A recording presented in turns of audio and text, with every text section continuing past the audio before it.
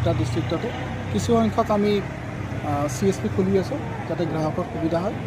বহুত ভিতৰুৱা ঠাই আছে যিবিলাকত ব্ৰাঞ্চ খোলাটো সম্ভৱপৰ নহয়, গতিকে আমি CSP খোলোঁ আৰু CSPৰ জৰিয়তে গ্ৰাহকে সকলো ধৰণৰ ট্ৰানজেকশ্যন কৰিব পাৰে, যেনেকৈ তেওঁলোক একাউণ্ট খুলিব পাৰে, পইচা উঠাব পাৰে, পইচা জমা কৰিব পাৰে, লোনৰ ৰিকভাৰী কৰাব পাৰে, ইঞ্চুৰেঞ্চৰ কথা আছে যেনেকৈ APY SBI এইবিলাকে কৰাব পাৰে, গতিকে সকলোবোৰ সুবিধা তেওঁলোকে পায়।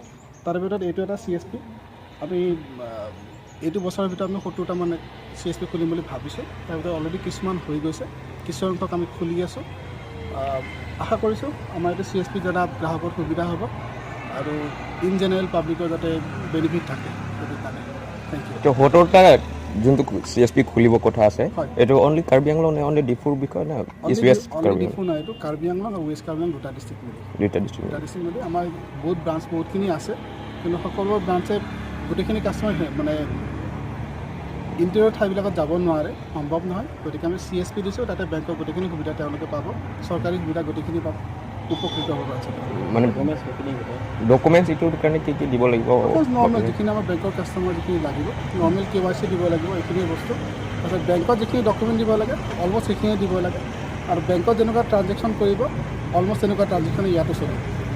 যিবিলাক সচৰাচৰ আমি দেখিছোঁ যিবিলাক ভিতৰৰ গাঁও আছে য'ত ট্ৰানজেকশ্যন সৰু লেভেলত হয়, কম এমাউণ্টৰ কৰে তেওঁলোকে, সেইখিনি সুবিধা তেওঁলোকে তাতেই পাব।